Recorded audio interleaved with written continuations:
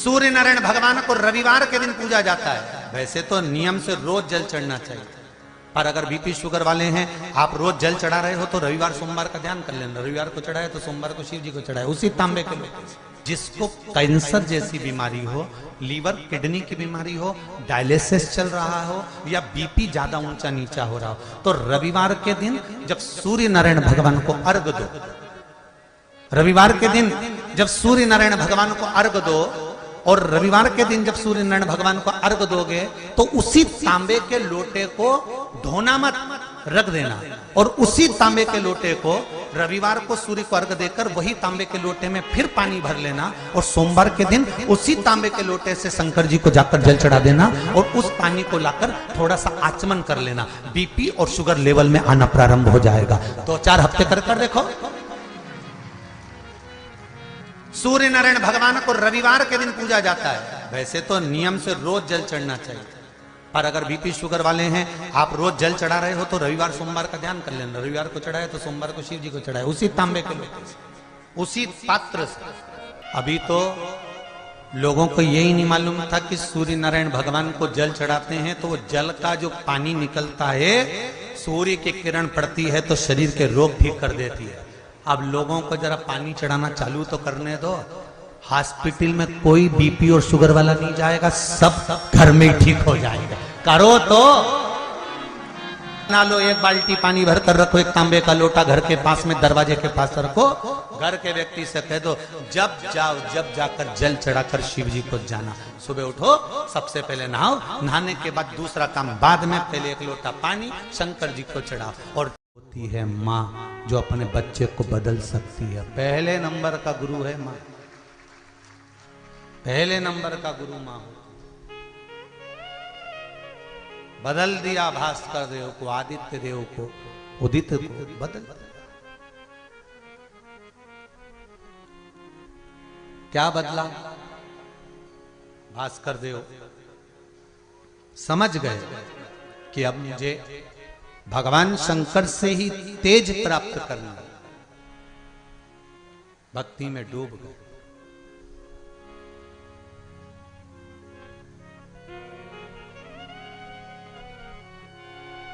दो देव, एक भास्कर सूर्यदेव, दूसरे देव अधिदेव महादेव। इन दोनों का दर्शन मनुष्य को प्रतिदिन करना चाहिए, प्रतिदिन।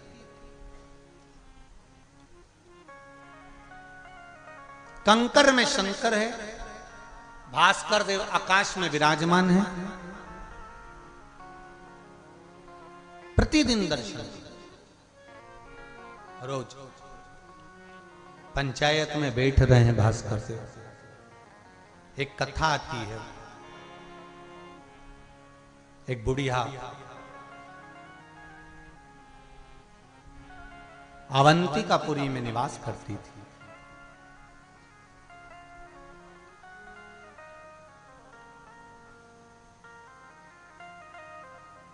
अवंतिकापुरी में रहने वाली वो बुढ़िया, उसने भगवान सूर्य नारायण को अर्घ देने का विश्वास अपने मन में भाव उत्पन्न करा। अर्घ देती, सूर्य नारायण भगवान के लिए घर के आंगन को प्रतिदिन लीपती। हमने हालेकोसा में सुबह सुबह देखा, जब हम सुबह मॉर्निंग वॉक पे जा रहे थे भ्रमण के लिए, दिनेश जी साथ में थे, तो हम देख रहे थे कि यहाँ हालेकोसा में भी माताएं सवेरे से उठ जाती हैं और उठकर सबसे पहले घर के बाहर पानी डालकर गाय के गोबर से पूरे आंगन को घर के बाहर लीपती हैं, और एक घी का या तेल का जो भी दिया उनके यहाँ होगा वो दिया दरवाजे पे रख देती है। सही है ना? हालेकोसा वालों रखते हो ना? तो यहाँ हमने देखा कि दरवाजा लीप कर एक दिया बाहर रख देती प्रतिदिन। हमारे मन में आया, बताओ, शहरों में तो दिवाली के दिन दिया धर दे, वही बहुत बड़ी बात।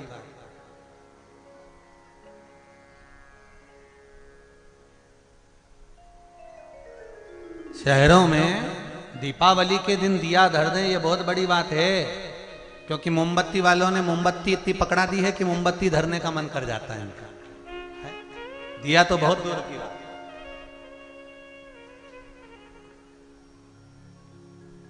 पर हाले कोसा में देखा दिया सुबह सुबह, तो हमको ये अवंतिकापुरी की जो कथा है शिव महापुराण के अंतर्गत, जो सुंदर चरित्र आता है शिव पंचायत शिव महापुराण में, अवंतिकापुरी में एक बूढ़ी माँ रहती थी। और बूढ़ी माँ का काम क्या था, बस एक काम करती थी, शिव भगवान सूर्य को अर्घ देना और घर के बाहर गाय के गोबर से लीप देना। इसके पास में ना गाय थी ना कोई घी का दीप, बहुत गरीब परिस्थिति, बहुत गरीब है।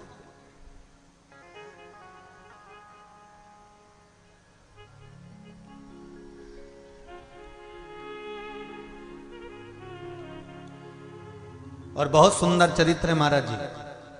जिसके पास में धन नहीं हो, जिसके पास में पैसा नहीं हो, दौलत नहीं हो, बहुत गरीब हो आप, आपके पास में संपदा नहीं है, कोई काम धंधा नहीं चल रहा, मेहनत करते रहना, कर्म के पीछे लगे रहे, पैसा धेला कुछ भी नहीं है ना, एक काम करते रहना। क्या? शंकर जी के मंदिर में जाकर शिव जी के मंदिर में झाड़ू लगाना, पोछा लगाना, शिवलिंग का अच्छे से स्नान कराना, शंकर भगवान की जो पत्ता पत्ती आसपास में मिल जाए वो तोड़ के श्रृंगार कर देना। 1 महीना, 2 महीना, 3 महीना करके तो देखो गरीबी कहां जाएगी आपको मालूम ही नहीं पड़ेगा। आप करो तो 3 महीने से ज्यादा नहीं कहता, और इतना विश्वास के साथ कहता हूं, जिसने दिल से शिव महापुराण की कथा सुनी है, दिल से, चित्त से, वृत्ति से, मन से शंकर की कथा सुनी है, 3 महीना बहुत दूर की बात है साहब, वो तो तुरंत देने को तैयार बैठा है, तुम भजो तो। ये एक पत्र में लिखा किसी बहन ने।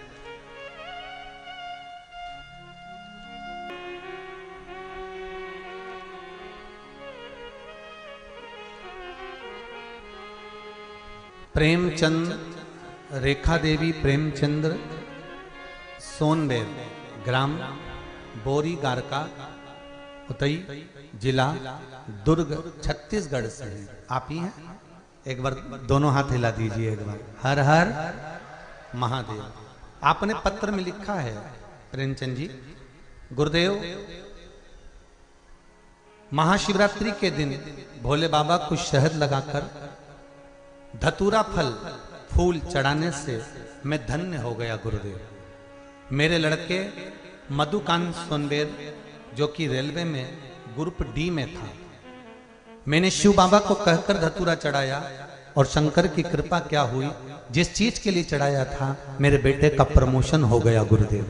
बाबा देवादिदेव महादेव की कृपा, मेरे घुटने में 4 वर्ष से दर्द था, परेशान हो गया था, बेल्लूर में भी इलाज कराया, ठीक नहीं हुआ। वो शिवरात्रि के योग से भगवान शंकर का जो प्रयोग करा, उसके करने से अब मेरा घुटना ठीक हो गया, उसके लिए बहुत बहुत धन्यवाद गुरुदेव। पेट में कुछ अजीब सा दर्द होने लगा, कोई बड़ी बीमारी होने की आशंका हो गई, रायपुर एम्स में चेक कराया। गुरुदेव रुद्राक्ष को रात में पानी में गिलास में डाल दिया और जल उसको डुबोकर सुबह खाली पेट पीना चालू कर दिया। 3 दिन में मेरा पेट का दर्द समाप्त हो गया और मैं वापस आ गया, कोई चेक कराने की जरूरत नहीं पड़ी। बैठिए आदरणीय प्रेमचंद जी, बहुत बहुत साधुवाद। बाबा देवादिदेव महादेव स्वस्थ रखे। हर हर महा। कि अवंतिकापुरी में एक बूढ़ी माँ रहती है और वो बूढ़ी माँ के पास में कोई गाय नहीं है, उस बूढ़ी माँ के पास में बहुत सारा धन नहीं है।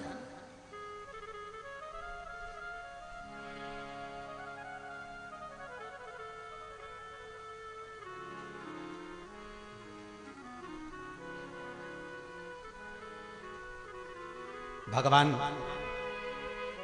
उसने एक नियम बनाया हुआ था, भगवान सूर्य को अर्घ देना, भगवान सूर्य भास्कर को नमन करना और दरवाजे पर गाय के गोबर से लीपन। पड़ोसन अच्छी थी। अब संसार के लोग कितने दिन अच्छे और कितने दिन बुरे, किसको मालूम। फिर वही बात आ गई, सब मतलब के यार हम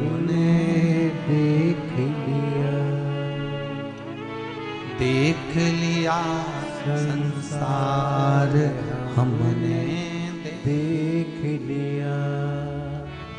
झूठे नाते झूठे रिश्ते, झूठे नाते झूठे रिश्ते, झूठा है संसार हमने देख लिया, देख लिया संसार हमने देख लिया।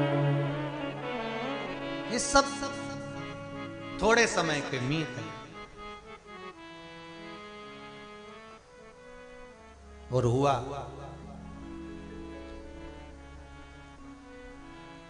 पड़ोसन ने अपनी गाय जो गोबर देती थी उस गाय को अपने घर के अंदर बांध दिया।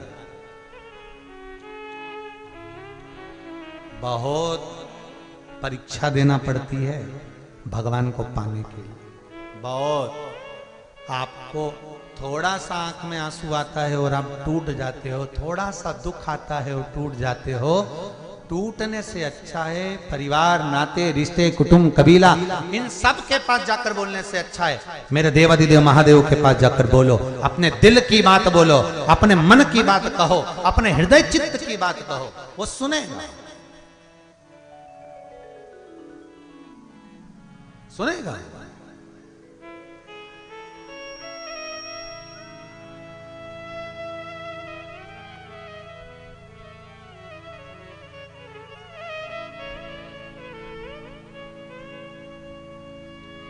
मेरे भोले तेरी नौकरी सबसे बढ़िया है, सबसे बड़ी हो। तेरे दरवाजे की चाकरी सबसे बढ़िया है, सबसे बड़ी। जब से तेरा गुलाम हो गया तब से मेरा भी नाम हो गया। जब से तेरा गुलाम हो गया, ना औकात क्या थी मेरी, सबसे बढ़िया है सबसे बड़ी। शंकर के सामने जाकर वो अवंतिकापुरी में रहने वाली बूढ़ी माँ, अवंतिकापुरी में जो बुजुर्ग माँ रहती है, वो पड़ोस में से गाय का गोबर लाती थी, पड़ोसन की गाय का गोबर लाकर लीप देती थी। अब पड़ोसन ने गाय को बांध लिया घर के अंदर, अब गोबर मिला नहीं। फिर एक दिन बूढ़ी मां भास्कर देव को जल चढ़ा रही थी, सूर्य नारायण भगवान को, आदित्य देव को, उदित देव को जल चढ़ा रही थी।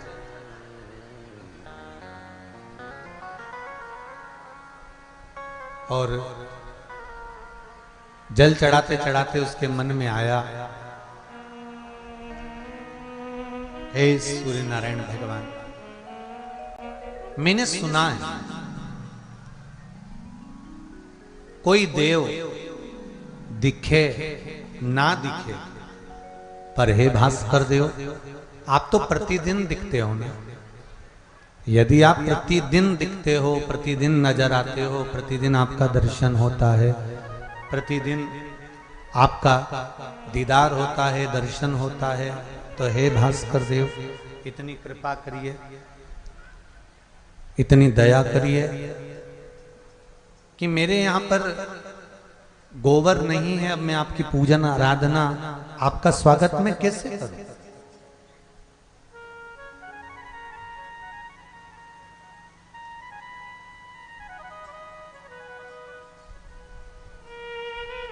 मैं कैसे आपका आदर करूं?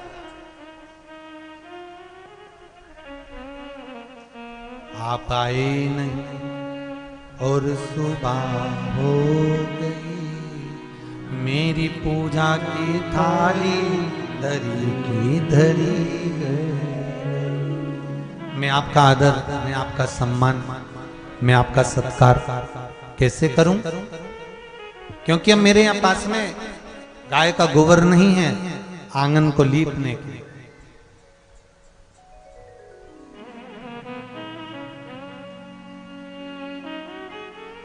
आज भगवान सूर्य नारायण भगवान शिव के पास में पहुंचे और भगवान सूर्य नारायण भगवान जब सूर्य देवता भगवान शंकर जी के पास में पहुंचे तो शिव जी ने पूछा भास्कर देव से शिव जी ने पूछा कि आज आपके चेहरे पर रौनक नहीं दिख रही है भास्कर देव?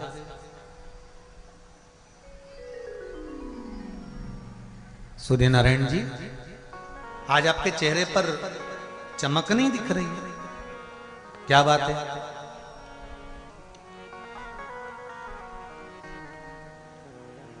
सूर्य नारायण जी ने कहा, प्रभु एक बुढ़िया रोज अपना आंगन लीपती थी, में से उसको पड़ोसन के यहां से गाय का गोबर मिल जाता था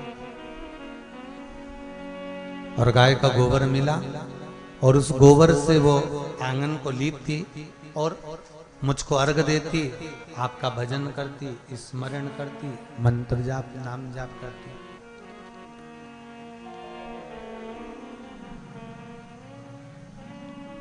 तो क्या हुआ?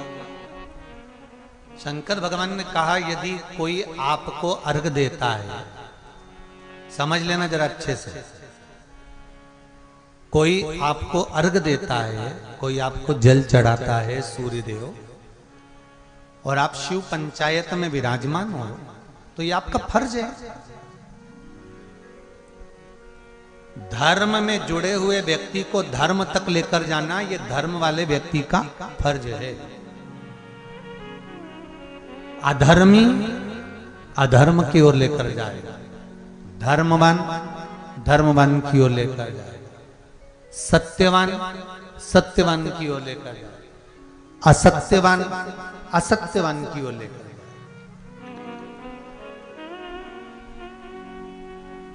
भजन करने वाले को भजन करने वाले जल्दी मिल जाते हैं, और समझ जा, इशारा ही काफी होता है। जो ये व्यसन करने वाले होते हैं ना, मदिरा पान करने वाले, इनको कहीं नहीं ढूंढना है, इनको तो ये अपने आप ढूंढ लेंगे। इनको इनकी नाक में ऐसी सुगंध है कि पीने वाले को ढूंढ लेगा। और वो तंबाकू वाला, तुम देखना, इनको भगवान जाने कहां से इतनी अकल आ जाती है कि ये उसी के पास बैठेंगे जिसके पास में है। भगवान इनको ना जाने कौन से ऐसे नेत्र दे के पैदा करता भगवान। चोर को चोर ढूंढ लेता है।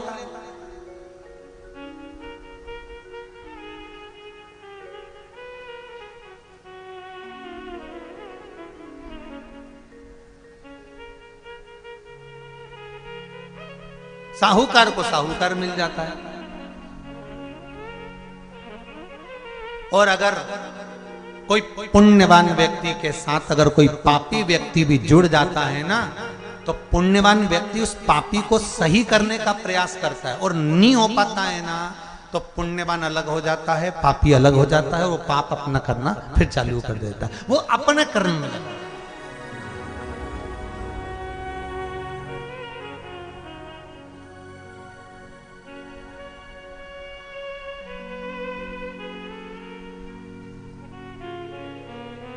अब आपका फर्ज है सूर्य नारायण, ये आपका फर्ज है कि आप जाकर वो वहां उनको कुछ ऐसा प्रदान करो जिससे वो उसके आंगन को लीपे और आदर करे, सम्मान करे, सत्कार करे। तो सूर्य नारायण जी ने कहा उसके पास में गाय नहीं है। तो सूर्य नारायण भगवान से भगवान शंकर बोले तो आप गाय दे दीजिए। सूर्य नारायण भगवान बोले दिक्कत एक ही है, क्या कि मैं जो गाय दूंगा उस गाय के गोबर से आंगन नहीं ली पाएगा। तो क्या होगा, क्योंकि जो मैं गाय दूंगा वो सोने का गोबर देगी। देखिए जरा, सूर्य नारायण भगवान राजा कर्ण को वर दिए थे कि तू दान करेगा, कभी तेरे यहां कमी नहीं होगी, कर दान।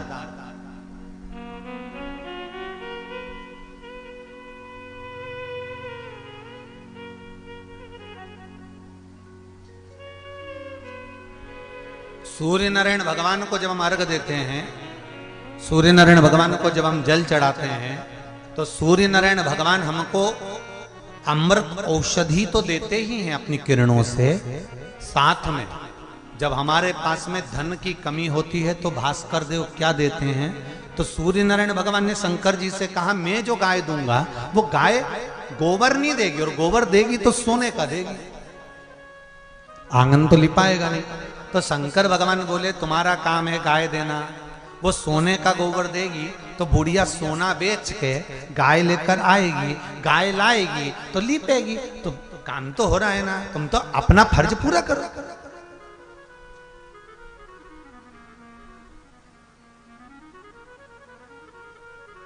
तुम्हारा फर्ज है देना, तुम दो।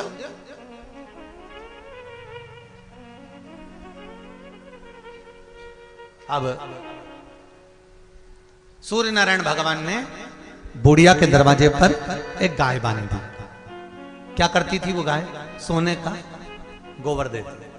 अब बुढ़िया के दरवाजे पर गाय बंधी, बुढ़िया रोज प्रतिदिन बाहर आती पर गोबर तो मिलता ही नहीं उसको। अब उसको नहीं मालूम कि ये गाय ऐसी है कि सोने का गोबर देगी, उसको तो ये लगता था कि गोबर देगी, तो बेचारी बाहर आती पर गोबर नहीं मिलता। इसकी पड़ोसन इतनी होशियार थी कि इसके दरवाजे की गाय गोबर जैसे ही करती है उठा के अपने घर ले जाती।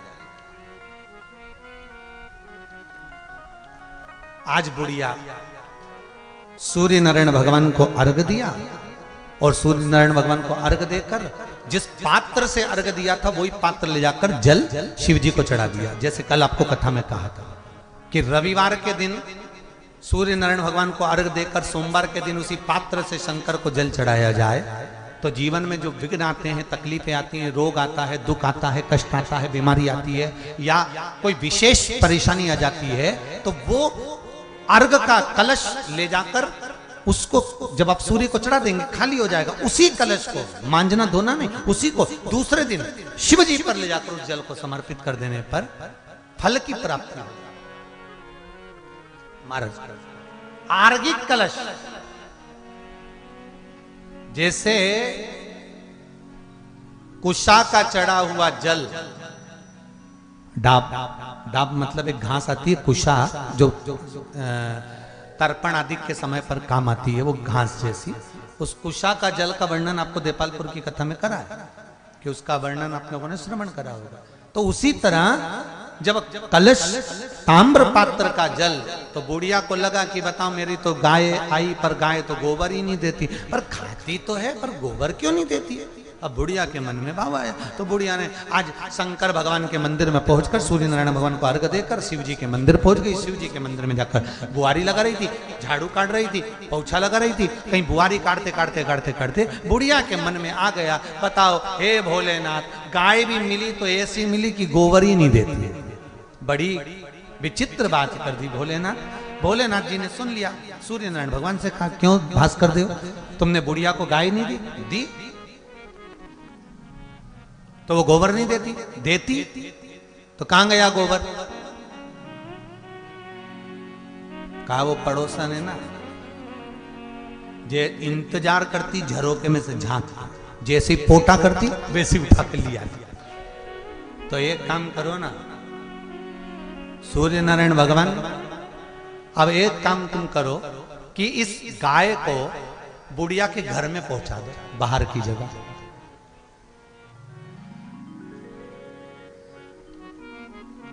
इस गाय को बुढ़िया के घर में पहुंचा दो। तो सूर्य नारायण भगवान ने कहा देखिए मैं तो सूर्य हूं, ये काम भगवान विष्णु कर सकते।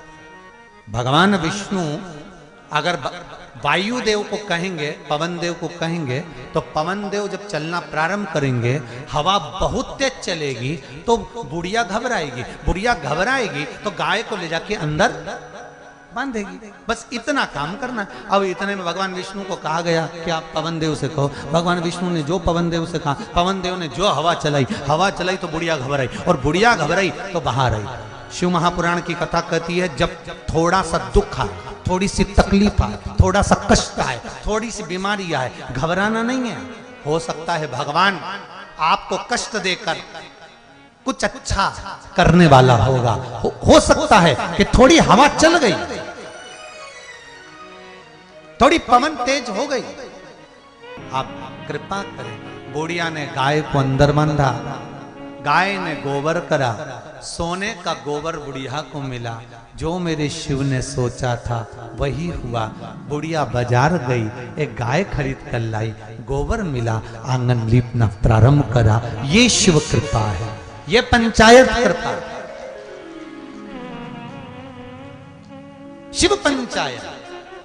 गणेश बोलते जाओ, विष्णु भगवान, भगवान शिव, भगवान शिव के बाद माता दुर्गा और सूर्य नारायण भगवान, 5 पंचायत के देव हैं। तुम्हारी कोई विशेष समस्या है, कोई नहीं सुलझा रहा, अदालत तक में केस चल रहा है, तकलीफ बढ़ रही है, कहीं राह नहीं मिल रही, कोई सूझ नहीं रही रहा, तब 5 बेलपत्र लेकर 1 लोटा जल लेकर शिव मंदिर चले जाओ। शंकर के ऊपर 1-1 बेलपत्र, 1-1 पंचायत के सदस्य का नाम लेकर चढ़ाओ। 1 लोटा जल बाद में शिव को समर्पित कर दो, श्री शिवाय नमस्तुभ्यं कहकर, और कह दो कि अब ये सब तुम्हें सुलझाना है। मन से कहना, दिखावे से नहीं, दिल से कहना, मेरे बाबा को सुलझा देगा। 3 महीने भी नहीं लगेंगे, 15 दिन में सुलझा कर रख देगा। और एक बात और समझ लीजिए,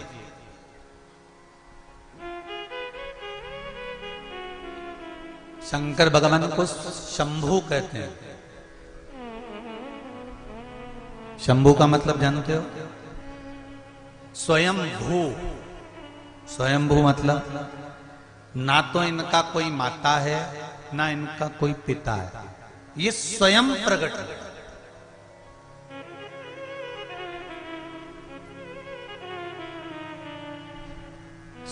शंभू शब्द का मतलब है स्वयं भू। इनको किसी ने प्रकट नहीं करा, इनको किसी ने जन्म नहीं दिया। मेरे राम जी महाराज अगर प्रकटे हैं, जन्म हुआ है, तो चौपाइयों में वर्णन आता है, कौशल्या हितकारी, भय प्रगट कृपाला, दीन दयाला, कौशल्या हितकारी। मेरे कन्हैया जी का जन्म हुआ तो उनके लिए भी वर्णन आया, माता यशोदा की हितकारी। पर शिव जी के लिए कहीं नहीं। शंकर भगवान तो स्वयं भू शंभु हैं, स्वयं प्रकट है। उनको प्रकट करने की सामर्थ्यता किसी में नहीं। और एक बात और समझ लीजिए, आपके हृदय में, आपके भीतर, आपके मन में शंकर भगवान अगर आकर बैठ गए हैं और आप शिव की भक्ति में रम गए हो, तो इसमें सियोर वाले महाराज का कोई हाथ नहीं, कोई काम नहीं। शंकर खुद आना चाहते थे आपके हृदय में, इसलिए वो आ गए। इसमें सियोर वाले महाराज का कोई काम नहीं। आप जितनी जितनी दृढ़ता से शंकर का भजन करोगे, आप जितनी जितनी दृढ़ता से शिव की भक्ति करोगे, शंकर आपकी सुध लेंगे। एक पत्र है,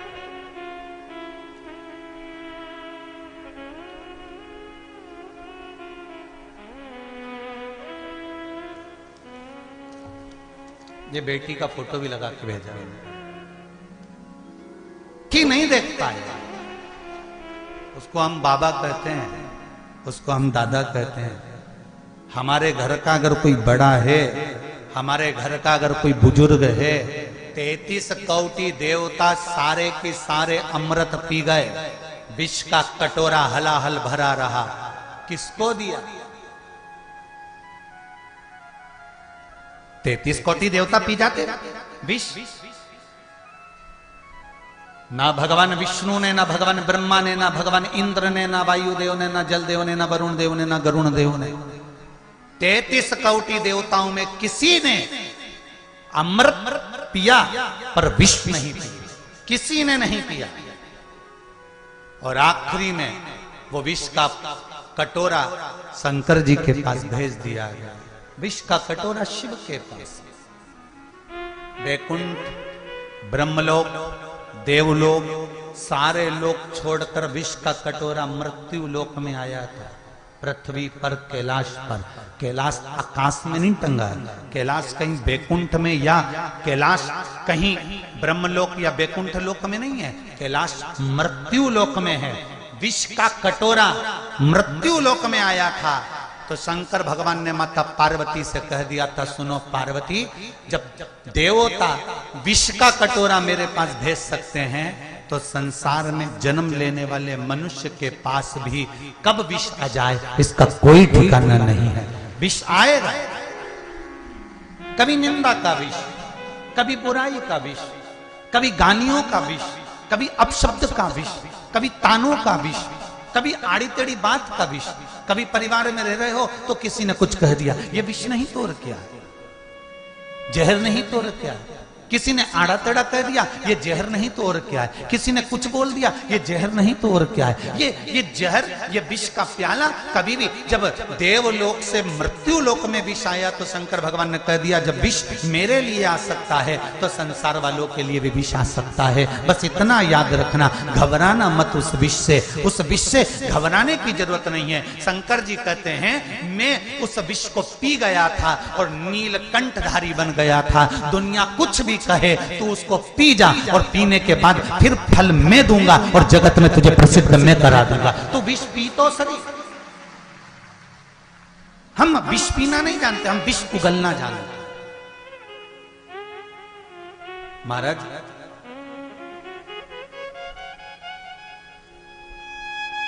एक पक्षी होता है जिसका नाम है सारंग। नेट पे सर्च कर लेना अगर नहीं देखा हो वो पक्षी को। वैसे तो ग्रामीण क्षेत्र से आप सब लोग हैं तो पक्षी को पहचान। एक सारंग नाम का पक्षी होता है, छोटा सा पक्षी होता है सारंग पक्षी। इस पक्षी की एक विशेषता होती है कि ये सारंग पक्षी का जो जोड़ा होता है, इसका जोड़ा वाला अगर मर जाता है तो उसको मरा हुआ देखकर सारंग पक्षी भी मर जाता है। इस पक्षी का एक नियम है।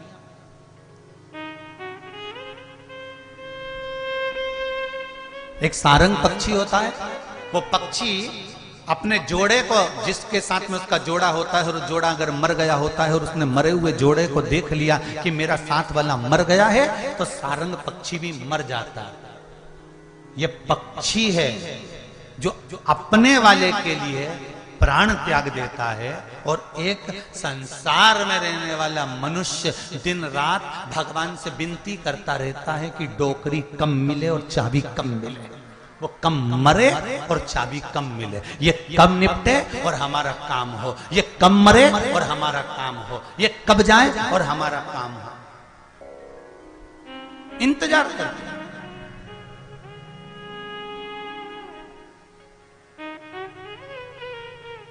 आज मनुष्य में सबसे बड़ी एक कमी है, मानव के अंतर्गत एक कमी सबसे बड़ी है। उसका बुरा हो रहा है होन दो, हमको क्या करना। ये सबसे बड़ी कमी है। राष्ट्र खड्डे में जा रहा है, जाने दो हमको, बोलो तो क्या करना। पड़ोसी के यहां पर दुख हुआ, होन दो, हमें क्या करना। और वही दुख, वही कष्ट अपने यहां होता है, फिर दूसरा कहे तो कैसा लगता है। शिव महापुराण की कथा एक बात आप सबसे कहना चाहेगी कि किसी के दुख में आप खड़े हो जाओ, किसी के कष्ट में आप साथ देना चालू कर दो, फिर आपको किसी की जरूरत नहीं पड़ेगी, शिव अपने आप आपको साथ देना चालू कर दो। राष्ट्र पर तकलीफ आए, हमारे सनातनियों पर तकलीफ आए, हमारे राष्ट्र के अंतर्गत तकलीफ आए, हमारे पड़ोस में रहने वाले पर तकलीफ आए, हमारे परिवार में रहने वाले के पास तकलीफ आए, हमारे कुल में रहने वाले को तकलीफ आए, तो पहला फर्ज हमारा बनता है कि हम सामने जाकर खड़े हो जाए।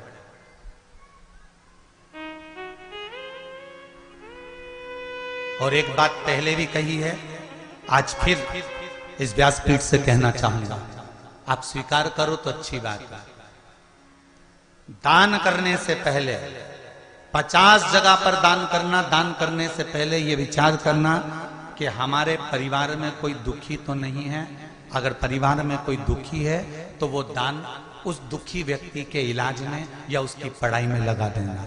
परिवार में अगर कोई दुखी नहीं हो तो अपने पड़ोसी में देखना, किसी को किसी चीज की जरूरत तो नहीं है, कहीं बच्चे पढ़ने के लिए तो नहीं बिलख रहे, कहीं भूख से तो नहीं बिलख रहे, तो दान करने से पहले उन पड़ोसियों के बच्चों का पेट भर देना। अगर पड़ोसी भी सुखी हो तो मोहल्ले में देखना कि मोहल्ले में कोई दुखी तो नहीं है, किसी को कोई कष्ट तो नहीं है। फिर मोहल्ले में अगर कोई दुखी है तो उसकी विद्या का खर्चा उठाना, उसकी बीमारी का खर्चा उठा लेना, या उसको अच्छा पेट भर के भोजन करा देना। वो भी सुखी हो तो अपनी कॉलोनी में देखिए, कॉलोनी में सुखी हैं तो अपने गांव में देखिए, गांव में सुखी हो तो अपने प्रदेश में देखिए, और प्रदेश में सुखी हो तो फिर भारत में देखिए। दान करने से पहले अपने पड़ोसी को जरूर देखना कि इसको तो दुख नहीं है, इसको तो कष्ट नहीं है, मेरा सगा भाई दुखी तो नहीं है, मेरा बहन तकलीफ में तो नहीं है, मेरे फूफा, मेरे चाचा, मेरे काका, मेरी बुआ, मेरे नाना। और ये केवल मैं एक व्यक्ति के लिए नहीं कह रहा हूं, मैं हर व्यक्ति के लिए कह रहा हूं कि पहले अपने परिवार वालों को देखो, इनका दुख। अगर बच्चे पढ़ना चाहते हैं तो पढ़ाओ,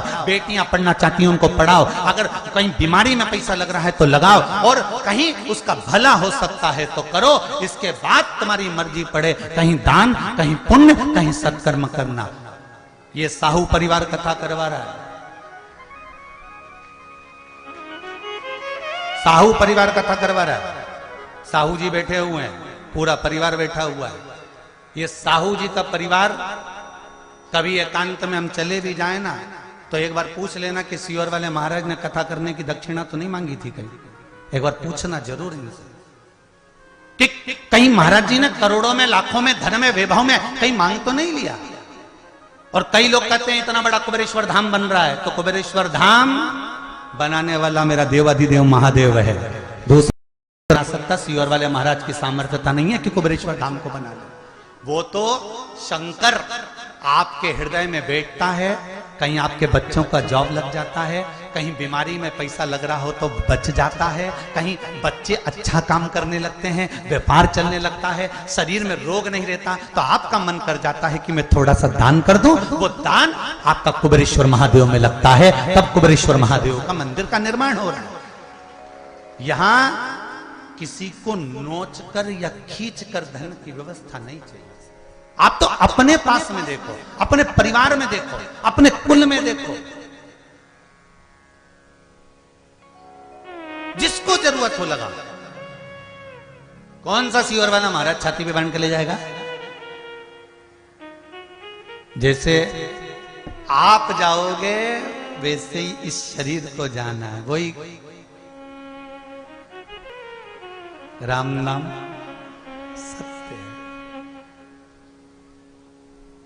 जैसे 4 लोग मरे हुए व्यक्ति को उठाते हैं ना, बोलो सही बोलो, उठाते हैं ना, मरे हुए व्यक्ति को 4 लोग उठाते हैं ना, ऐसे हमारे मोहल्ले में, परिवार में अगर कोई दुखी है ना, उसको जीते जी उठाने का प्रयास कर दो, मरने के बाद भले मत उठाना। परिवार में, अपने कुल में, अपने मोहल्ले में, अपने गांव में, अपने शहर में, अपने नगर में कोई मरने के बाद भले 4 लोग कंधा मत देना, पर जीते जी अगर किसी को भूखा है, बिलख रहा है, उसके बच्चों की फीस नहीं भरा रही, उसको दवाई का खर्चा नहीं निकल पा रहा, तो जीते जी 4 लोग मरने के बाद भी तो उठाओगे, तो 4 लोग जीते जी उसका खर्चा उठाना प्रारंभ करो, उसको आगे बढ़ाना प्रारंभ करो, उसको अग्रण्य लेकर जाओ। मेरा राष्ट्र फिर वही मेरी भारत की भूमि सोने की चिड़िया बन जाएगी, हर जगह पर वही संपदा होगी। आज सबसे बड़ी बात बताना चाह रहा हूं, दूसरे धर्म में विदेशों से धन आता है और वो तुमको लोभ देते हैं। दूसरे धर्म में विदेशों से धन आता है, वो आपको लोभ देते हैं, इतने दुखी हो हमारे धर्म में आ जाओ, हम तुम्हारे बच्चे की नौकरी लगवा देंगे, तुम आना तो चालू करो, हमारे यहाँ आओ तो सही, फिर हमारे हॉस्पिटल में आओ, फिर हमारे यहाँ एजुकेशन में आओ, फिर हमारे यहाँ हमारे हो जाओ, फिर हिंदू धर्म में कभी मत जाओ। क्यों? कारण क्या है? कमजोर आप हो, कमजोर आप पढ़ रहे हो। क्यों? क्योंकि तुम्हें वहां अच्छा दिख रहा है। अगर 4 लोग मोहल्ले के, परिवार के किसी गरीब को साथ देना चालू कर देंगे तो यह पक्का है कि मेरा सनातनी टूटेगा नहीं और दूसरी जगह नहीं जाएगा, दूसरे धर्म में प्रवेश नहीं करेगा। आप उसको जोड़ने का प्रयास तो करो।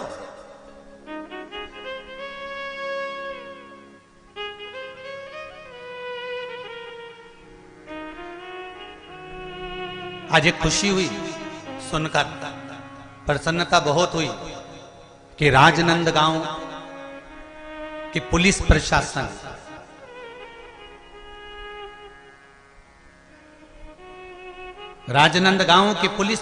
इस बात की प्रसन्नता है मुझे, यहां की प्रशासन को धन्यवाद दूंगा मैं और पुलिस प्रशासन को धन्यवाद दूंगा कि राजनांदगांव की पुलिस प्रशासन एक मुहिम छेड़ कर रखी है, एक कार्य छेड़ कर रखी है नशा मुक्ति के लिए। नवयुवक टीम को जगाती रहती है कि नशा क्यों करते हो, नवयुवक बच्चों को बताती रहती है कि नशा क्यों करते हो, किस लिए करते हो। इस नशे के बल पर तुम्हारा परिवार टूट रहा है, इस नशे के बल पर तुम्हारा जीवन नष्ट हो रहा है, इस नशे के बल पर घर के जवान की जवान बच्चे बर्बाद हो रहे हैं।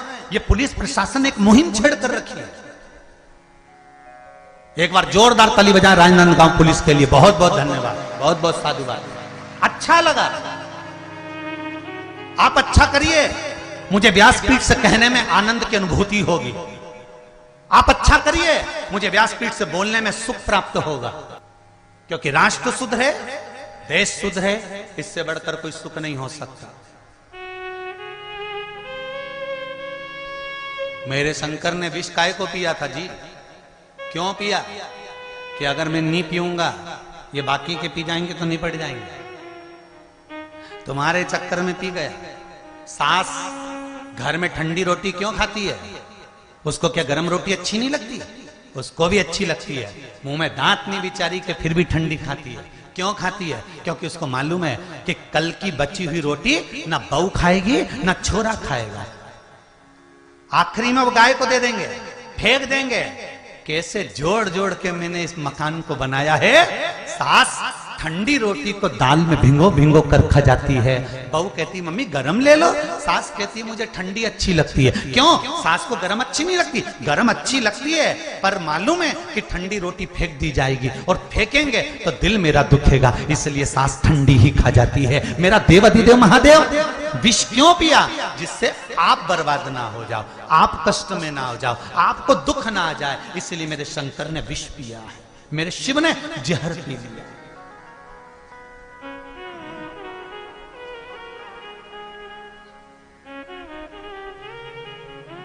आप भजन तो करो शिव का। जहां सारे डॉक्टर फेल हो जाते हैं वहां एक डॉक्टर और है। कौन? बोलो जरा जम के। देव अधिदेव महादेव।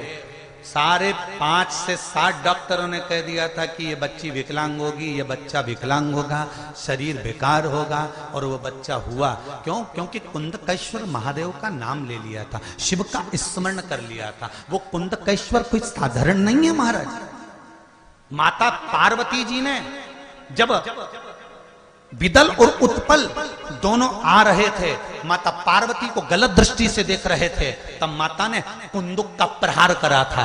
और वो कुंदुक का प्रहार करा तो विदल और उत्पल दोनों का संहार कर दिया और शिवजी के चरणों में जाकर वो कुंदुक गिर गया, जिसके कारण शिवजी का नाम कुंदकेश्वर पड़ गया। स्वयं भगवान शंकर ने माता पार्वती से कहा था, पार्वती जब मनुष्य रोग से ग्रसित होगा,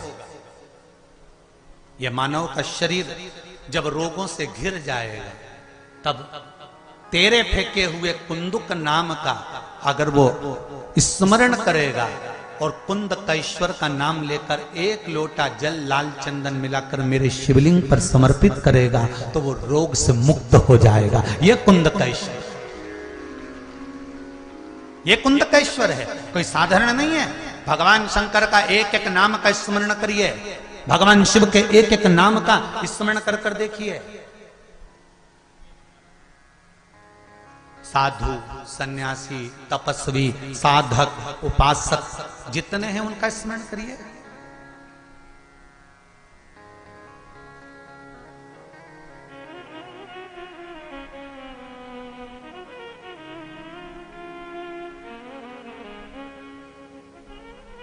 रायपुर कौन कौन गया?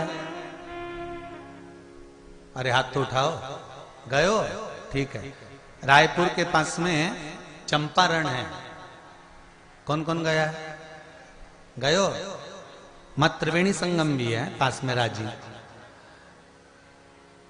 छत्तीसगढ़ का प्रयाग कहते हैं ना।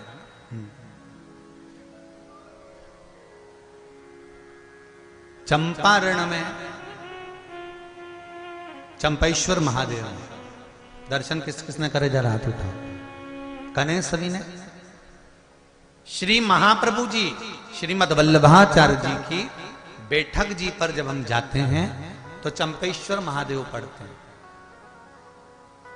कभी आपने विचार करा कि श्रीमद वल्लभाचार्य जी तो ठाकुर जी के उपासक हैं, बाबा के उपासक हैं, गिरि गोवर्धन नाथ जी के उपासक हैं, फिर चंपेश्वर महादेव यहां कैसे आ गए? और चंपेश्वर महादेव कहां विराजमान हैं? जिस वृक्ष के नीचे श्रीमद वल्लभाचार्य जी को माता ने जन्म दिया था और वहां वो बालक पड़ा हुआ था, ज्ञात नहीं हुआ कि ये जीवित है कि मर गया। तब शंकर और पार्वती दोनों भ्रमण करते हुए जा रहे थे, बालक पर दृष्टि पड़ी। पार्वती जी ने कहा, बाबा कोई बालक पड़ा हुआ है, इसमें प्राण नहीं दिख रहा है। शिव जी कहते हैं, अरे पार्वती तूने बालक को मुझे दिखा दिया, अगर वो मर भी गया होगा ना तो मेरी दृष्टि से जिंदा हो जाएगा। अगर वो मर भी गया होगा, प्राण छूट भी गए होंगे, तो वो बालक मेरी दृष्टि से जीवित हो जाएगा। और शंकर भगवान जब तक श्रीमद वल्लभाचार्य जी महाराज के माता पिता नहीं आते, जगत गुरु श्रीमद वल्लभाचार्य जी के माता पिता नहीं आए, तब तक मेरे शंकर और पार्वती ने श्रीमद वल्लभाचार्य जी को अपनी गोदी में रखकर संजोया है। मेरे महादेव साधारण नहीं, उस भूमि पर चंपेश्वर महादेव के नाम से प्रसिद्ध हो गए। वो भूमि साधारण नहीं हो सकती।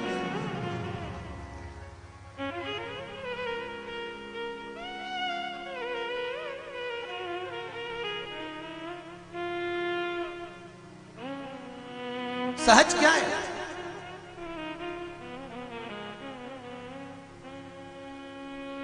सरलता क्या है? कभी मौका मिले तो शिव मंदिरों का स्मरण करिए, शिवालयों का स्मरण करिए, शिवलिंगों का स्मरण करिए कि भारत की भूमि पर जो जो शिवलिंग है, वृंदावन की भूमि पर जाइए, गुप्तेश्वर महादेव मिलेंगे, गोपेश्वर महादेव मिलेंगे, भूतेश्वर महादेव मिलेंगे, चकलेश्वर महादेव मिलेंगे, यमनेश्वर महादेव मिलेंगे। ब्रज की धरा पर, ब्रज की भूमि पर जाकर जरा दर्शन तो करो, शंकर के एक एक स्वरूप का दर्शन करना और उनका स्मरण करना कि शंकर का स्वरूप क्या है। वो तो कथाओं के माध्यम से इतना समय नहीं मिल पा रहा है, नहीं तो लोगों के तो बहुत फोन आते हैं कि गुरुजी एक बार वृंदावन में कथा करिए, यहाँ पे इतने सारे शिवलिंग हैं, उनका वर्णन करिए, हम सब सुनना चाहते हैं। पर प्रयास करेंगे, मेरा अगर बाबा चाहेगा तो वृंदावन की धरा पर भी एक विशाल शिव महापुराण की कथा होगी, जिसमें भूतेश्वर, गुप्तेश्वर, यमुनेश्वर, एक एक शिवलिंग का वर्णन किया जाए कि इनका मूल तत्व क्या है, क्यों मेरे ठाकुर जी इस पावन धरा पर आए, किस लिए आए, क्यों निमित्त करा, क्यों विष का कटोरा वहां पहुंचाया, क्यों अमृत का कलश वहां पहुंचाया, कारण क्या था।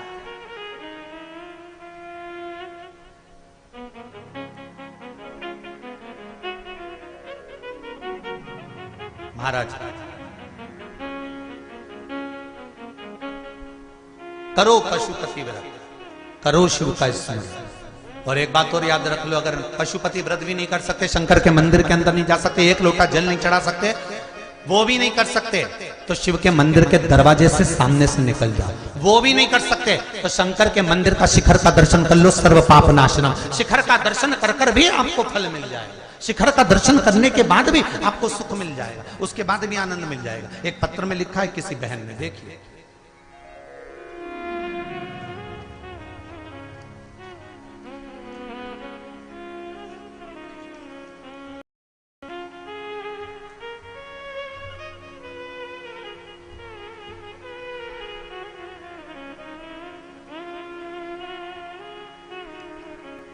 एक बात तो है, तुम छत्तीसगढ़ वाले चतुर तो खूब हो रहे, देखो ना जाना बनाई बाने पत्र में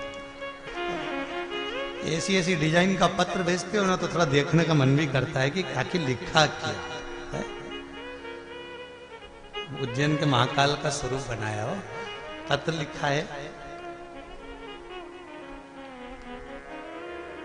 पूर्णिमा दिलीप साहू है, मेरा निवास स्थान नागपुर है, कहीं बैठे हो कहा तो ऊंचा करिएगा। आपको पत्र लिख, आप ही हैं, दोनों हाथ हिला दीजिए एक बार जरा, दोनों हाथ। एक तो बहुत बहुत धन्यवाद, पत्र बड़ा डिजाइन का भेजा उसके लिए, हो बहुत सुंदर पत्र भेजा है, उसके लिए बहुत बहुत साधुवाद। पत्र में आपने लिखा है, दीदी हम महाराष्ट्र नागपुर में रहते हैं, जहां पर जमीन को खरीदना बड़ा कठिन काम है। गुरुजी सब जगह से जब हार गए थे, परिवार वालों का मन था कि थोड़ी जमीन अपने पास भी होना चाहिए, पर महाराष्ट्र के नागपुर जैसे क्षेत्र में जमीन लेना बहुत कठिन काम था। गुरुदेव पशुपति व्रत के बारे में सुना था और वो व्रत करना प्रारंभ करा। उस व्रत की कृपा क्या हुई कि बाबा ने ऐसी कृपा कर दी कि गुरुदेव पशुपतिनाथ का व्रत किया और कई वर्षों से जमीन खरीदने का स्वप्न था। जैसे ही मैंने पशुपतिनाथ का व्रत किया, मेरे तीसरे ही सोमवार को जमीन का सौदा पूर्ण हो गया और बाबा ने मुझे जमीन दिला दी। मैं उनको बहुत बहुत धन्यवाद देना चाहता हूँ। ये शिव कृपा। बैठो बहन, हर हर शिव कृपा होती ही ऐसे। एक ने लिखा है,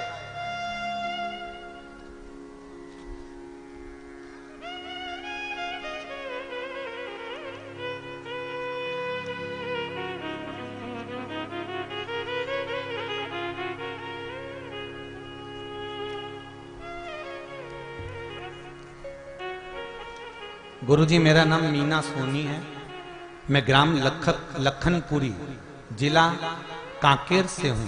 कहीं बैठी हैं? मीना जी सोनी आप ही हैं?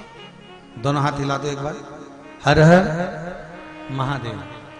मेरा नाम मीना सोनी है, मैं ग्राम लखनपुरी जिला कांकेर से हूं। मैं आपकी कथा 6 महीने से सुन रही हूं। 12 जनवरी 2022 को मेरे पति को लकवा लग गया, जिससे उनका मुंह टेढ़ा हो गया। वो जमीन पर गिर पड़े। गुरुदेव बेकार हो गया, किसी काम का नहीं रहा। लकवा लगने के बाद जमीन पर गिर गए, मुख टेढ़ा हो गया। तभी 6 महीने से शिव महापुराण की कथा सुन रही थी और श्री शिवाय नमस्तुभ्यम का जाप मैंने करना प्रारंभ करा। उनका हाथ पकड़ा। 15 से 20 मिनट तक मैंने जैसा आपने कहा था सरसों के तेल का प्रयोग, वो तेल लाकर उनके शरीर पर मलना, शिव जी का श्री शिवाय नमस्तुभ्यम कहकर चालू करा।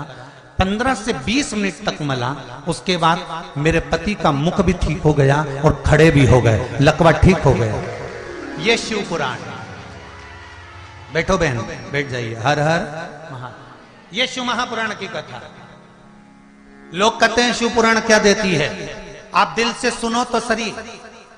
जब जब विपदा आएगी, कोई रोग आ गया, कोई बीमारी आ गई, कोई कष्ट आ गया, कोई तकलीफ आ गई, आपने आस्था चैनल पर कथा सुनी है, मोबाइल पर कथा सुनी है, उस कथा का अगर एक अंश भी आपको याद रह गया तो किसी के दुख में तुरंत खड़े होकर आप श्री शिवाय नमस्तुभ्यम जप तो सकते हो, खड़े होकर बता तो सकते हो कि ये उपाय कर ले तुरंत आराम लग जाएगा। तू कर तो सही, शंकर पे विश्वास रख तो सही, शंकर का नाम ले तो सही।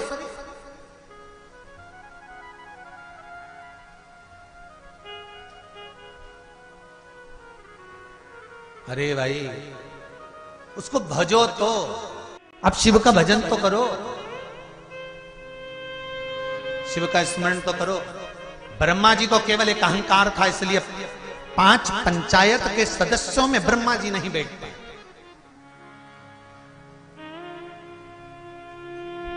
आप और हम अगर अभिमान में आ जाएंगे तो हम भी 5 सदस्यों में नहीं बैठ पाए। आप और हम अगर अभिमान में आ जाएंगे तो 5 सदस्य कौन है? अपने घर के ही लोग। अहंकार के चलते हमारे घर के लोगों के साथ भी हम नहीं बैठ पाएंगे।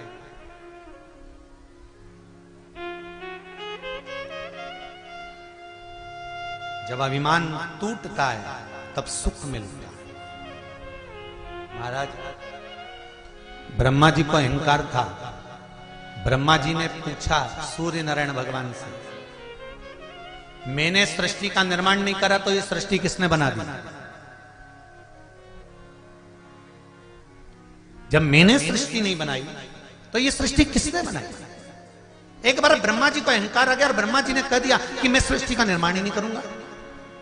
और ब्रह्मा जी बैठ गए मौन होकर, चुप होकर, स्तुप्त होकर।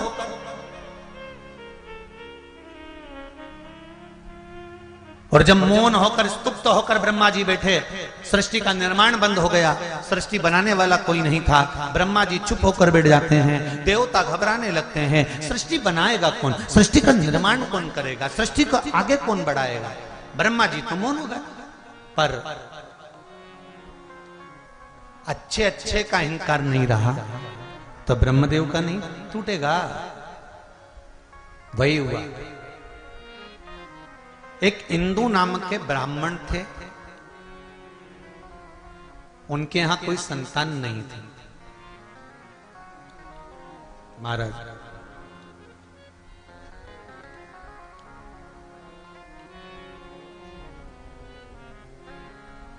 ये पूर्व रचित सृष्टि का वर्णन है। इंदु नाम के ब्राह्मण के घर में औलाद नहीं, संतान नहीं।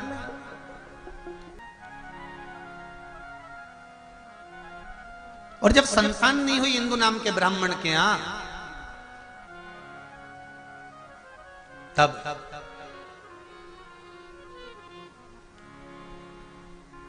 इंदु नाम के ब्राह्मण ने शंकर जी की आराधना करना प्रारंभ कर। क्या करता था इंदु ब्राह्मण?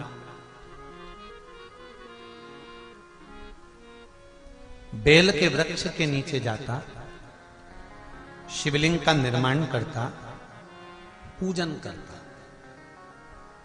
बेल पत्री के वृक्ष के नीचे शंकर का शिवलिंग बनाकर पूजन करने से क्या फल मिलता है? तो कहा, बेलपत्री के वृक्ष के नीचे पार्थिव शिवलिंग का निर्माण कर कर जब हम पूजन करते हैं, बेलपत्री के पेड़ के नीचे की ही मिट्टी को लेकर जब हम शिवलिंग बनाते हैं और बेलपत्री के पेड़ के नीचे ही जब हम पूजन करते हैं, तो बेलपत्री के वृक्ष में जितनी पत्तियां होती हैं उतने शिवलिंग के पूजन का फल हमको प्राप्त हो जाता है। सहस्त्र शिवलिंग,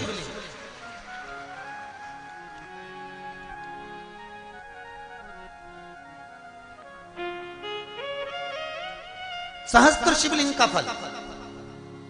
हम आपसे भी कहेंगे कभी कभी अगर मौका मिले ना, पार्थिव शिवलिंग का निर्माण करते रहना चाहिए। एक बार सीहोर कुबेरेश्वर धाम में कथा बाची थी, शिवलिंग पार्थिश्वर शिवलिंग शिव महापुराण की कथा। अगर नहीं सुनी हो तो जब फ्री टाइम रहा करे तो उसको सुन लिया करो। तो कथाओं का क्रम अलग अलग है, आप कथा वही है पर उसके रस तत्व को हमको ग्रहण करना है। कई लोग कहते हैं गुरुजी शिव महापुराण की कथा तो आजकल आप छूते हो, बस वो छू लिया ना, चल तो वही रही है ना, है तो शंकरी, सुन तो रखे हो ना।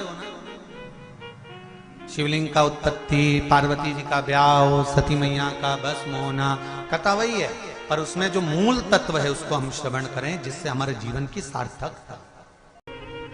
ब्रह्मा जी को अहंकार आया,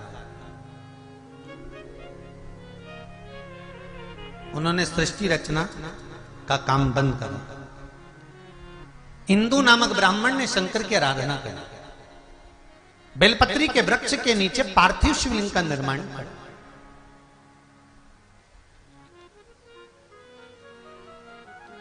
जैसे पीपल के वृक्ष के नीचे लव और कुश ने हनुमान जी को बांध दिया था, हनुमान जी एक एक पीपल के पत्ते को गिन रहे थे और राम राम बोल रहे थे। पत्ते को गिनते जाएं और राम राम बोलते जाएं, उसी तरह जब हम बेलपत्री के वृक्ष के नीचे पार्थिव शिवलिंग का निर्माण करते हैं और उसका पूजन करते हैं तो उस वृक्ष में जितने पत्ते होते हैं उतने शिवलिंग का फल हमारे भाग्य में लिखा जाता है। उसको कहते हैं सहस्त्र शिवलिंग का लाभ, हमारे पार्थिव शिवलिंग की पूजन का लाभ हमारे भाग्य के अंतर्गत हमारी किताब में लिखा जाता है। क्या आपने हजारों शिवलिंग का पूजन किया? आप में से कितने लोग हैं जो पार्थिव शिवलिंग बनाते हैं? हाथ उठाओ जरा। बनाते हो पार्थिव शिवलिंग? रोज नहीं बनाओ तो 6 महीने में एक बार बनाओ, 3 महीने में बनाओ, 2 महीने में बनाओ, महीने में बनाओ, नहीं बने तो श्रावण महीने में बनाओ, पर पार्थिव शिवलिंग का निर्माण करना चाहिए। भले साल में एक बार करो पर करो।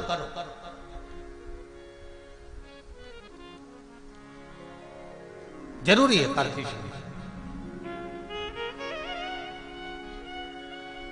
महाराज इंदु नामक ब्राह्मण ने भगवान शिव की स्तुति करना प्रारंभ कर कथा कर। ब्रह्मा जी सृष्टि की रचना नहीं कर रहे, इंदु ब्राह्मण एक लोटा जल का लेकर जाता है, बेलपत्री के वृक्ष के नीचे पार्थिव शिवलिंग का निर्माण करता है, पूजन करता है, उसका विसर्जन करता है। शिव जी प्रसन्न हो गए, मांग तुझे क्या चाहिए। पार्थिव शिवलिंग जब सांसारिक मनुष्य अपने हाथों से निर्माण करता है ना, स्वयं पार्थिव शिवलिंग का निर्माण किसी दूसरे से नहीं करवाना चाहिए। आजकल पार्थिव शिवलिंग का निर्माण नई नई डिजाइन से लोग करने लगे, ये अलग बात है, परंतु नियम पार्थिव शिवलिंग का जो नियम है, आजकल तो लोग भगवान का मुख बनाते हैं या वो अन्य स्वरूप बनाते हैं, पर पार्थिव शिवलिंग का जो निर्माण का विधान है, आप जैसा ब्रह्मा और विष्णु ने शिवलिंग प्रकट करा था, बस वैसा ही वैसा शिवलिंग भगवान शंकर का प्रकट कर लीजिए, वैसा की वैसे ही शिवलिंग का निर्माण कर लीजिए। और शिवलिंग का निर्माण आप स्वयं अपने हाथों से करिए। क्यों? क्योंकि लिंग पुराण के अंतर्गत आता है, जब सांसारिक मनुष्य अपने हाथों से किसी ब्राह्मण के साक्षी में बैठकर स्वयं यजमान जब शिवलिंग का निर्माण करता है तो उसके हाथ की अगर कोई रेखा बेकार भी है तो शिवलिंग को बनाते बनाते वो रेखा सुधर जाती है। वो रेखा का निर्माण अगर गलत भी हो गया है तो वो सवर जाता है।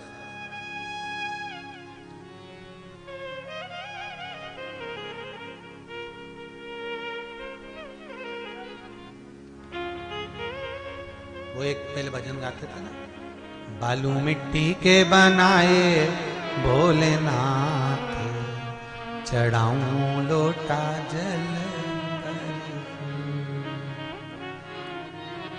बालू मिट्टी के बनाए भोलेनाथ, चढ़ाऊं लोटा जल।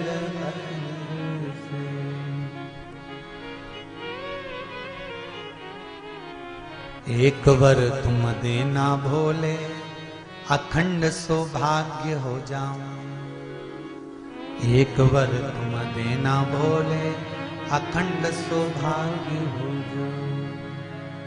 हे शिव, ऐसी कृपा करना, मेरा अखंड सौभाग्य।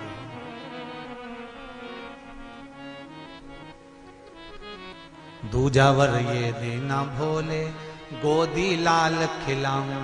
बाबा दूसरा वर ये देना पार्थिव शिवलिंग के निर्माण से कि मेरी गोदी में लाल हो।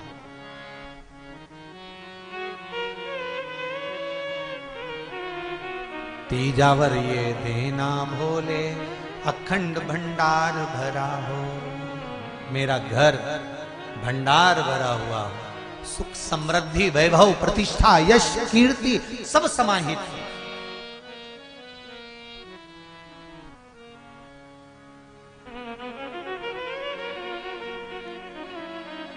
बहुत अच्छे अच्छे शिवलिंग का निर्माण होता है, पर निवेदन करेगी व्यास की, आप अपने हाथों से शिवलिंग का निर्माण करिए।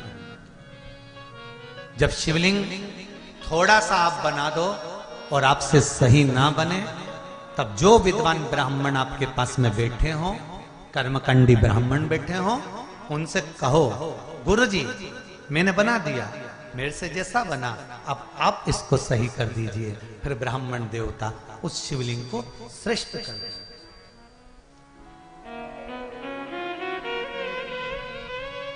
हमें बहुत सारी पूजन करना नहीं आती, थोड़ी करो। और ये मत सोचो कि गलत हो जाएगी तो भगवान रूठ जाएंगे। नहीं नहीं नहीं नहीं, भगवान तो रूठते ही नहीं। ये कर्माबाई का चरित्र कितना सुंदर कहता है। कर्माबाई जी को आज माता कर्मा जी की जयंती है। आप सभी को माँ कर्मा जयंती की बहुत बहुत बधाई हो। माँ कर्मा के जन्म दिवस की बधाई है। संपूर्ण साहू समाज को बहुत बहुत बधाई, और साहू समाज को ही नहीं, संपूर्ण विश्व को मां कर्मा जैसे भक्त की प्रागट्य की बधाई है, जिन्होंने भगवान जगन्नाथ को आवाज लगाती थी और भगवान जगन्नाथ भोजन करने आ जाते थे। आप जरा विचार करो, आपके कहने पे तो आपका छोरा भोजन करने नहीं है, और मां कर्मा भाई आवाज लगावे, अरे थाली भर के लईर खींचड़ो, अरे ऊपर घी की बाट की, अरे जीम म्हारा श्याम धनी जिमावे।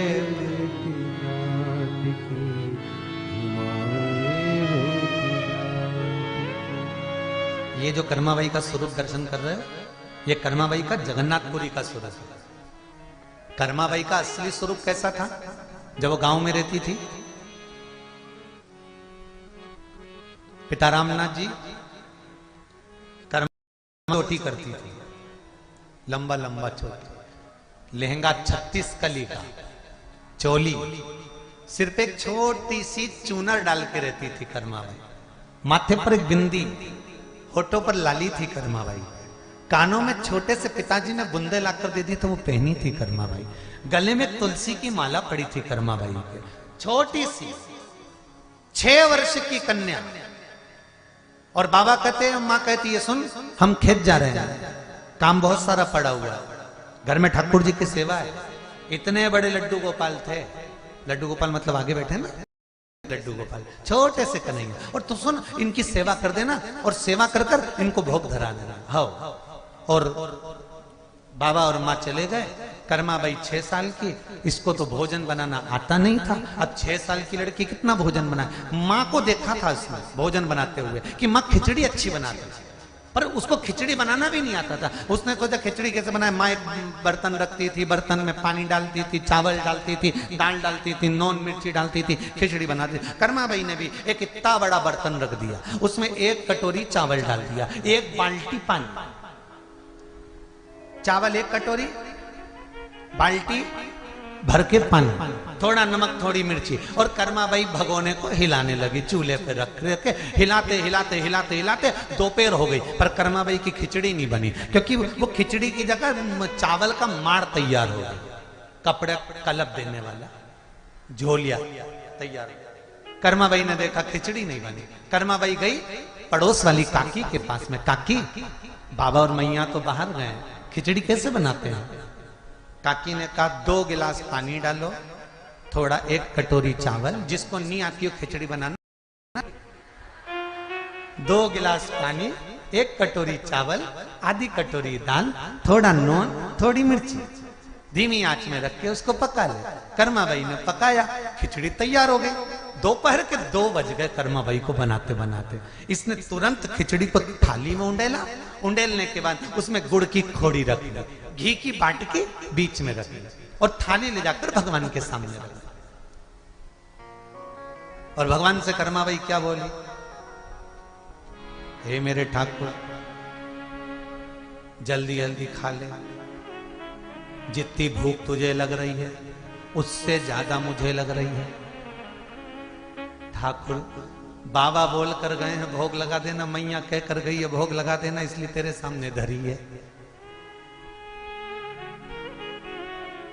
तू जी में तो जद में जीमू, मानो ना कोई लाट की, और जीमो मारा श्याम धनी जीमा। हाथ जोड़ के बैठ गई, जल्दी जीम लेना हो। भगवान के आगे हाथ जोड़ के बैठी, जैसे ही हाथ जोड़ के बैठी इतने में तो जो पीतल की मूर्ति थी भगवान की पाषाण की, उसमें से भगवान ये 6 साल की वो 4 साल का प्रकट हो गया। 4 साल के मेरे ठाकुर प्रकट हो गए और 4 वर्ष कृष्ण सामने आके बैठ गए। और जो कर्माबाई ने आंख खोली, खोलते से ही देखा और देखते से भुकुटियों से पूछा। भगवान भी भुकुटी हिला रहे, कर्माबाई भी भुकुटी हिला रही। इतने में कर्माबाई ने हाथ जोड़ के पूछा, ईमानदारी से बोल दे तू कौन है? भगवान बोले, कर्मा मैं तेरा द्वारकानाथ, मैं तेरा सांवरिया सेठ, मैं तेरा श्याम, मैं तेरा कृष्ण। सांवरिया सेठ, द्वारकाधीश, कृष्ण सांवरिया हो। धन्य धन्य।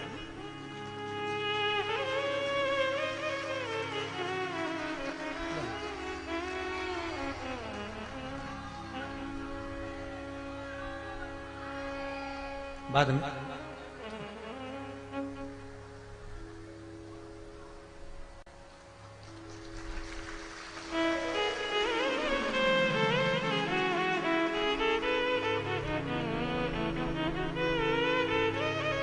अब कर्माबाई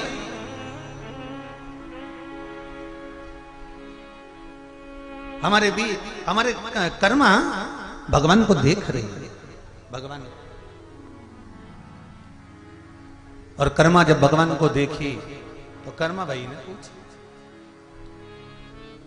पूछा क्यों रे, कहां से आया है? बड़े प्रेम से बोले, तूने मुझे प्रेम से बुलाया इसलिए मैं प्रेम से आया। तूने प्रेम से बुलाया ना इसलिए प्रेम से आया। कर्माबाई ने कहा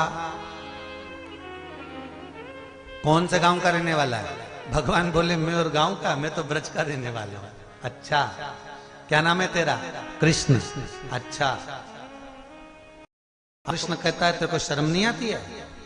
भगवान बोले मेरा नाम कृष्ण है तो कृष्ण नहीं कहूंगा, काय के लिए आया है? भगवान बोले भोजन करने आए, खिचड़ी बहुत जोरदार बनी है।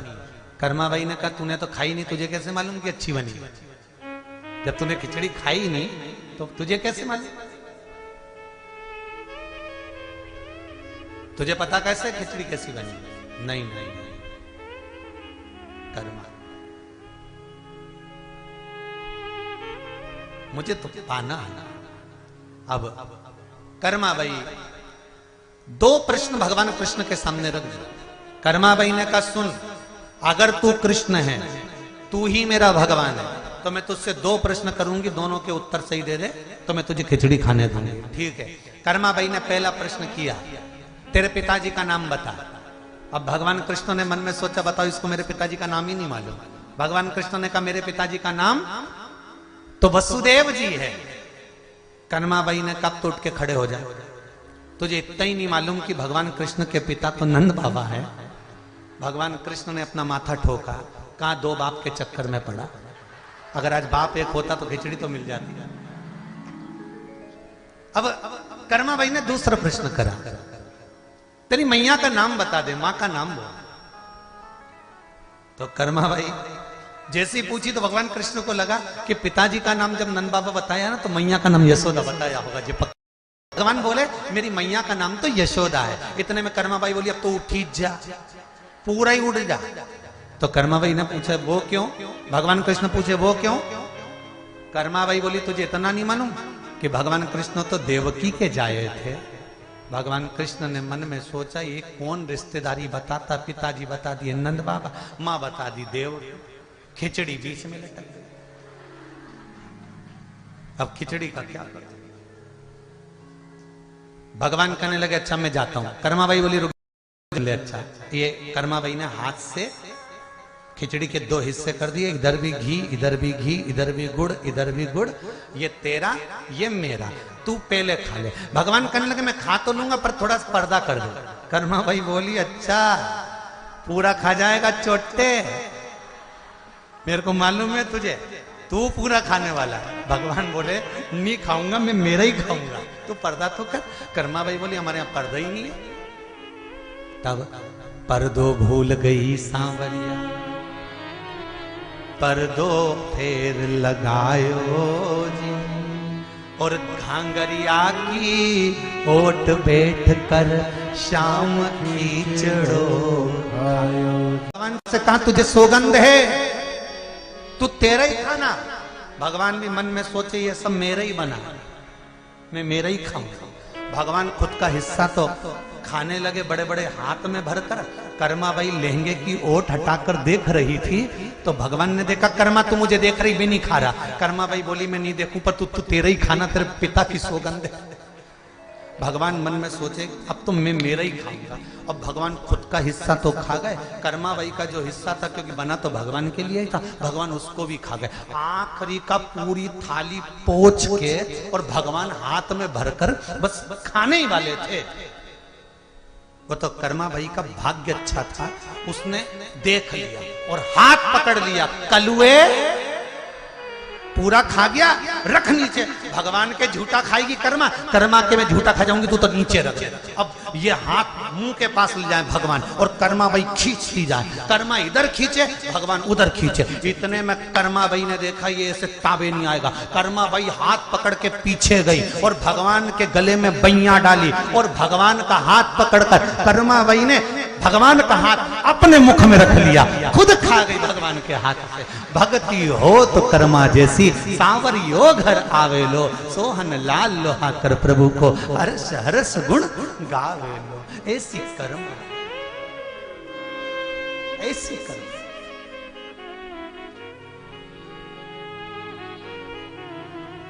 अरे थाली भर कर लई रे खींचड़ो, ऊपर घी की बाट की, जीमो मारा श्याम धनी जिमावे बेटिया की, जिमावे थाली भर कर खिचड़ा रखा है, खाए। आप सभी को, संपूर्ण राष्ट्रवासियों को, संपूर्ण सनातनियों को मां कर्माबाई के जन्म दिवस की बहुत बहुत बधाइयां हैं। बहुत बहुत भाग्यशाली हो आप सब। मां कर्मा के जन्म दिवस का आनंद, ब्रह्मदेव का अहंकार तोड़ने के लिए महाराज भगवान ने इंदु के घर में, भगवान शिव कहते हैं इंदु तुमने ये बेलपत्री के वृक्ष के नीचे इस सुंदर शिवलिंग का निर्माण करा है, और निर्माण करा, इस शिवलिंग का पूजन किया। इस शिवलिंग का मैं तुम्हें वर देता हूं, तुम्हारे यहाँ एक नहीं 10 पुत्र होंगे। और इंदु के घर में 10 पुत्र हुए। ब्रह्मा जी का अभिमान तोड़ने के लिए शंकर भगवान ने 10 पुत्र दे दिए। वो 10 पुत्र जब बड़े होने लगे तो इंदु पिता के प्राण छूट गए। बेटों ने विचार करा अपने पिता के लिए क्या करा जाए। तब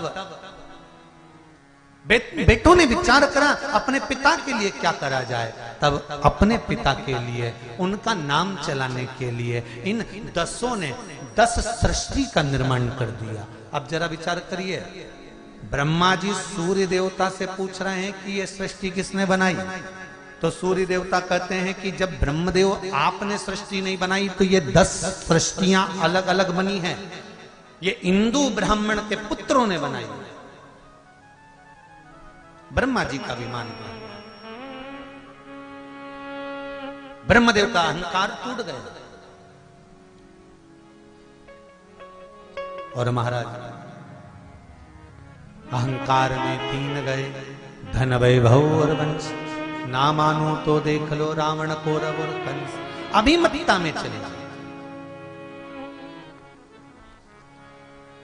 ब्रह्मदेव का अभिमान, इसलिए शिव पंचायत में 5 देवताओं में ब्रह्मा नहीं है। महाराज ब्रह्मदेव नहीं है। पहले नंबर पर कौन है, बोलते जाओ। गणेश जी, दूसरे पर भगवान विष्णु, तीसरे पर भगवान शंकर, चौथे पर मां दुर्गा और 5वें पर भगवान सूर्य नारायण।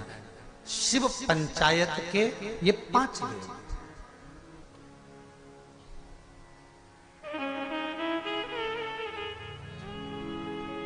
शिव पंचायत के ये 5, और इन 5 देवों के अनुसार ब्रह्मा जी केवल अभिमतता के कारण नहीं रुकता, ब्रह्मदेव केवल अहंकार के कारण नहीं रुकता। महाराज भगवान शिव जब कृपा करते हैं, दया करते हैं, ब्रह्मा तो केवल एक सृष्टि का निर्माण करे हैं, तो ब्रह्मदेव के मन में आ गया कि मैंने एक सृष्टि का निर्माण करा। पर शंकर के जो भक्त होते हैं, शिव के जो उपासक होते हैं, वो ना जाने कितनी सृष्टि का निर्माण कर देते हैं, ये मालूम नहीं पड़ पाता।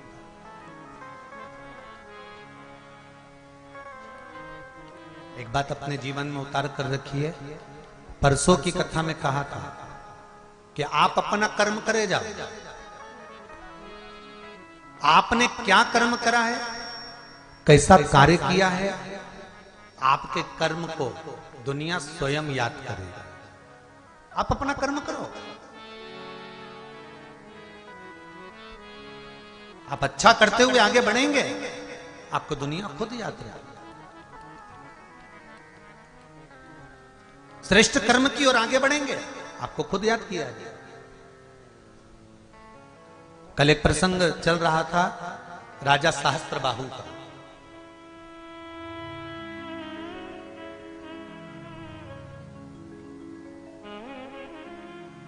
जिस राजा सहस्त्रबाहु ने नर्मदा जी को रोक दिया था, एक हाथ उठाया था और जल निकला उधर से और रावण का शिवलिंग बह गया। रावण की पूजा अधूरी रह गई थी, इसलिए रावण को सहस्त्रबाहु के बंधन में पड़ना पड़ा।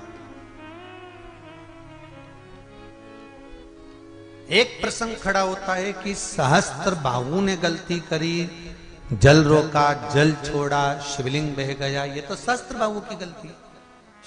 शिव महापुराण कहती है, जब कोई धर्म के लिए आगे बढ़े, सत्कर्म के लिए आगे बढ़े, नेक कर्म के लिए आगे बढ़े, हमारे सनातनी धर्म को जब अग्रणता का भाव लेकर जाए, कोई सनातन धर्म को अग्रणता की ओर लेकर जाए, कोई धर्म की ध्वजा को आगे बढ़ाकर लेकर जाए, तो शिव महापुराण की कथा कहती है कि प्रयास करना आप कि बन सके तो उसको आगे बढ़ाने का प्रयास करना, रोकने का नहीं। सहस्त्रबाहु ने रोकने का प्रयास,